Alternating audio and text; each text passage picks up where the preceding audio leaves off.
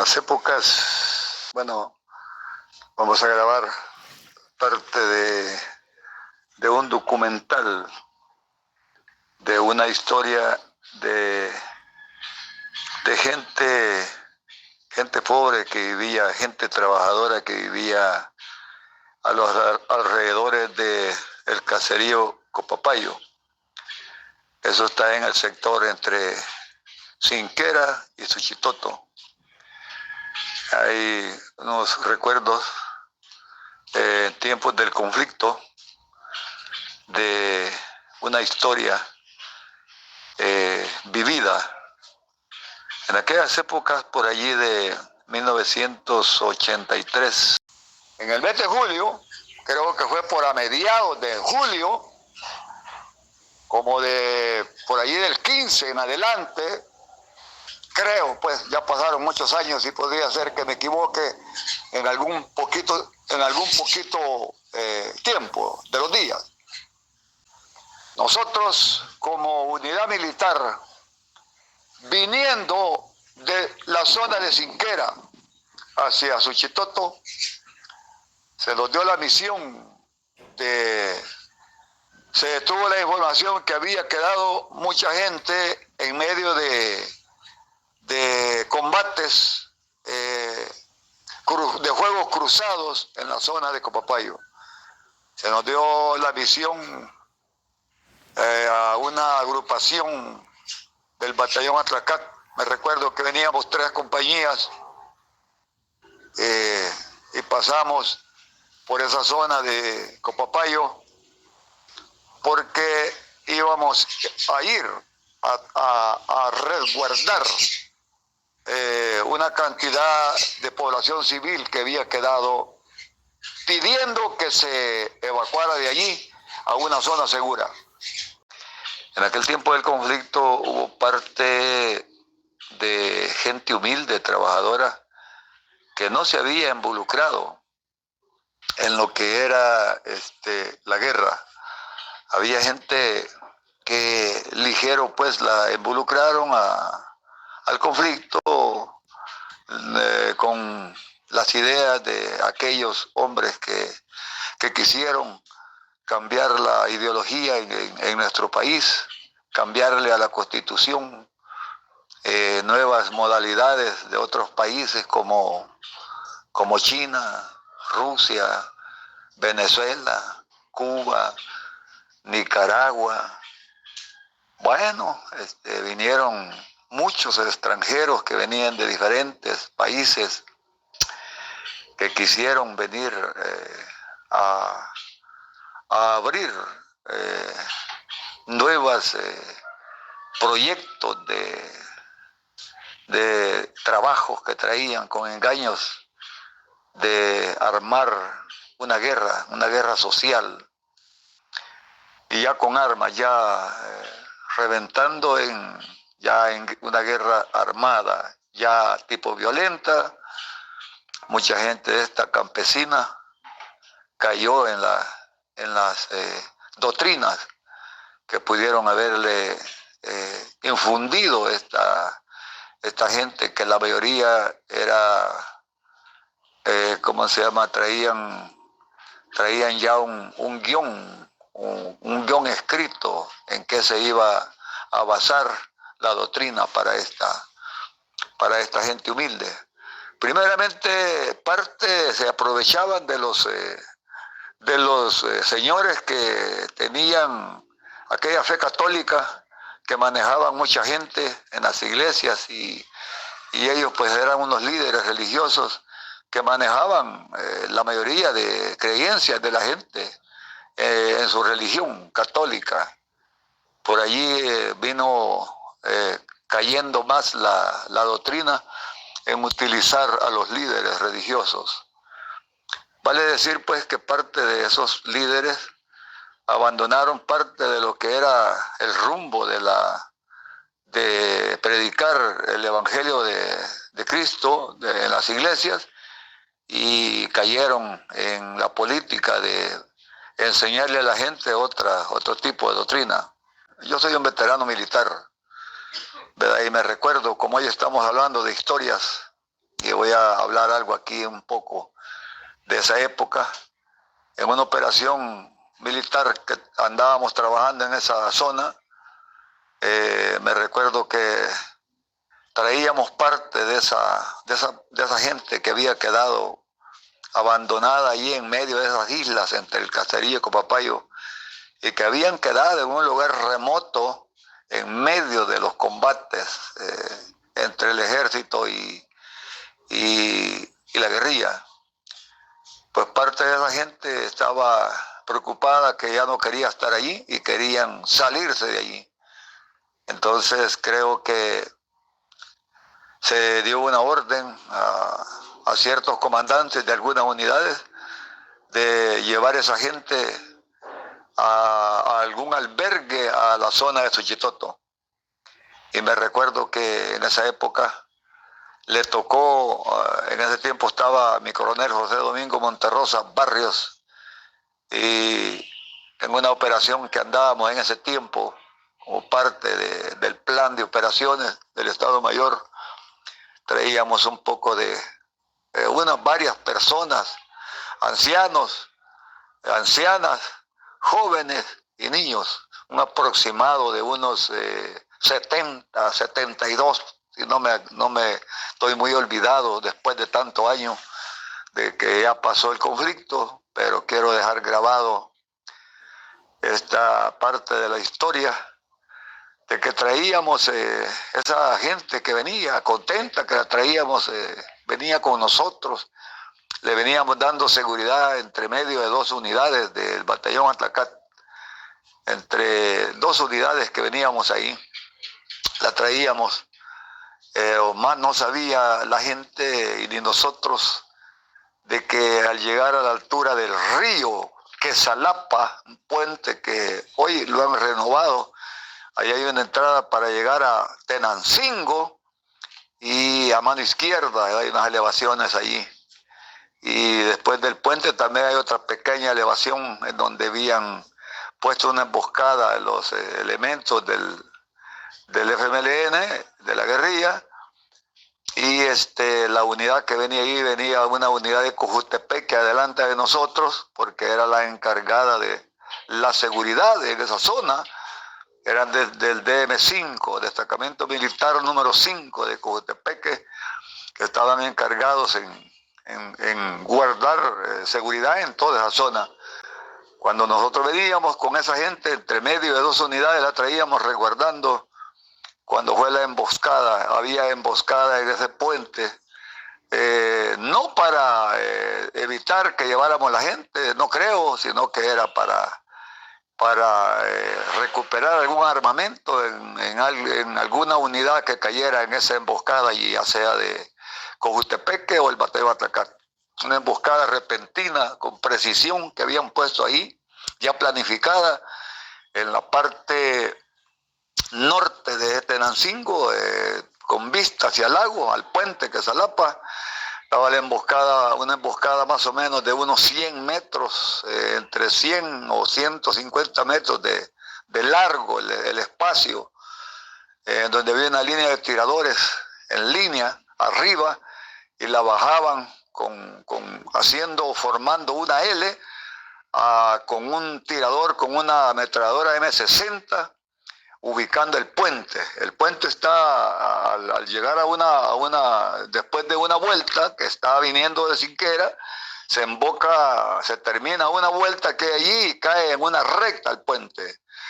Pues el tirador de la M60 que estaba allá y otros fusileros que lo acompañaban, al costado occidente del puente, buscando con rumbo a Suchitoto, abrieron fuego de frente, frontal, a la unidad de Cojutepeque. Hicieron el cierre. Cuando ellos entraron, entró todos los gruesos al puente, hicieron el cierre con disparos de M60 y fusilería y morteros, hechizos, y algunos quizás originales para el puente. Y así abrió fuego también la línea que estaba arriba por el costado norte de lo que es el pueblo de Tenancingo, con vista para el puente y el lago Suchitlán, el embalse. Esa unidad, toda la línea de fuego que estaba ahí, disparaban para abajo también a todo lo que se movía. Así fue como en el puente Quesalapa se dio una historia de que hubo un montón de heridos y fallecidos de la unidad del destacamento militar número 5 de Cojutepeque. Y habían bajado en forma de L a un tirador de una M60 acompañado por sus municioneros. La habían bajado en forma de L y agarraban de frente lo que es el puente del río Quesalapa. Y allí pues cuando entró la unidad de Cojutepeque, fueron pocos los que salvaron. Hubo una gran masacre de soldados y nosotros los quedamos haciendo la evacuación del puente, todos los muertos y heridos, porque fue una barbaridad, fue un montón de heridos. Eran 2 UH los que estaban evacuando porque no daba abastecimiento uno solo, porque habían heridos de gravedad allí, habían heridos de gravedad, ¿verdad? Se le ponía, los que estaban ya muertos pues se estaban evacuando y se los estaban llevando abajo y encima de los muertos se le ponían los que iban heridos. Encima, primero allí encima de los muertos, ¿verdad? Se ponían los que iban heridos de gravedad, se estaban llevando allí encima. Le colocaban la carga, lo que él podía elevar, el helicóptero, el piloto, y pues así hicimos nosotros la evacuación de todos los heridos y muertos, porque fueron varios. A Cojutepeque le mataron más de 50 elementos, quizás como unos 60 elementos allí, en esa emboscada del río Quesalapa. Nosotros los detuvimos para que pasaran ellos por órdenes superiores, no porque nosotros quisimos, sino que así se dio la orden y la compañía de Cojute fue atacada totalmente en una emboscada de las más brutales que yo pude haber conocido en mi historia de combate en el conflicto. La responsabilidad que ya traíamos, que estaba bajo nosotros, de que esa población civil que traíamos llegaran con bien al albergue que estaba en esa zona de Suchitoto. Así que puedo decir con gran certeza que el comandante de nosotros, mi coronel José Domingo Monterrosa Barrios, venía adelante, como siempre, cuando fuimos atacados. Entonces los tocó repeler ese ataque, pero aún así, siendo atacados, la gente no entró en la emboscada, la gente que traíamos, y esa gente siempre se continuó con el camino hacia Suchitoto, entregándosela a la unidad que estaba por allí, encargada de velar por el alojamiento de todos los desplazados allí en la zona de Suchitoto. Así que así los tocó. Mi compañía se subió hacia arriba repeliendo el ataque.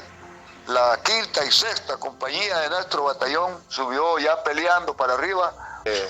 Mi coronel Monterrosa era un hombre que en ningún momento iba a ir con misión de masacrar a nadie de la población civil, porque la gente regresó allí a Copapayo a repoblar su sector y las casas que habían dejado. Pero hay sobrevivientes de esa emboscada en el río Quesalapa. Por aquí tengo yo a un camarada que en ese tiempo andaba en la unidad de Cojutepeque, que se llama Andrés Ramírez. Él creo que vive allá por la zona de, no sé si por la zona de Jayaque o Tepecoyo, en el departamento de la Libertad. Andrés Ramírez, ese camarada, no quiere hablar de esa historia porque se siente melancólico, pero él estuvo allí con los del destacamento militar número 5 con sede en Cojutepeque y poderle demostrar al mundo que nuestra Fuerza Armada nunca se le dieron órdenes de llegar disparando a lo loco a la población civil. Lo que sucedía en muchos casos es que el enemigo era inteligente y se metía a disparar, se alojaba en medio, se resguardaba en medio de la gente, de los niños, para resguardarse y que la gente le sirviera de trinchera. Indiscutiblemente, siendo atacado, cualquier soldado podía disparar en angustia de salvar su vida. Porque en muchas ocasiones, en muchos historiales que se han escrito, que la gente civil murió, es que en los historiales, en los documentales, ha quedado que era civil, indiscutiblemente era civil. Máximamente cuando ya moría y le quitaban el fusil, el equipo, entonces ya no era un combatiente, sino que era un agricultor, un trabajador de la tierra, que era gente inocente y civil. No podemos hablar que eran militares porque el frente nunca fue militar. Si hay algunos sobrevivientes, yo conozco algunos sobrevivientes, cuando escuchen este documental en el canal de Lobo Estudios 19, quiero que lo comenten y que expliquen si es verdad lo que aquí grabo en este documental o fuera mentira. Porque hay sobrevivientes que los logramos sacar de esa terrible emboscada en donde murieron aproximadamente más de 60, por ahí 60 elementos de los que venían allí, totalmente sacrificados ahí en esa emboscada, porque allí no se podía salvar nadie en esa curva del puente del río Quesalapa. Exactamente, así decían allá en los cantones. Donde yo soy, llegaban soldados, yo no sé de dónde eran, eso sí no sé yo. Sería de la Unión o sería de San Miguel. Pero los reunían ellos y decían de que estaban peleando esa guerra para que no cayera como Cuba, Nicaragua o todos los países que ya habían caído en el comunismo, y que si ellos ganaban, decían ellos, el país, El Salvador, iba a ser comunismo. Era otro país que estaba como quien dice, en peligro de caer en el comunismo. Y decían ellos que no íbamos a tener libertad de culto. Todo eso lo decían, lo que está pasando ahorita en Nicaragua. Todo eso lo decían ellos. Sí, no van a tener libertad de culto. Ellos miraban a la gente que se reunía en aquella ermitilla bien pobre que había en ese entonces. Sí, no, y aquellos charcazones, hueca.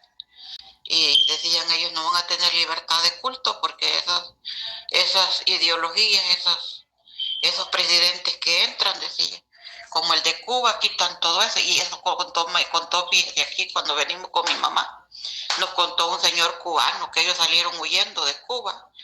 Contaba él cuando, despuesito de que el Ortega, ¿cómo se llama? El que se murió de Cuba, el presidente que murió, el Castro. Decía él de que el Castro iba quitando todito lo de la iglesia. Y yo de eso me acordaba de los soldados que decían eso, fíjese. Entonces era verdad lo que decían los soldados, decía yo. Sí, así dijo él. Todo eso lo quitan, dijo, esos presidentes. Tío. Basado en un documental histórico real para Lobo Estudios 19, Rigoberto Moreno Hernández, grabando este pequeño historial de lo que yo recuerdo de esa época en el año de 1983.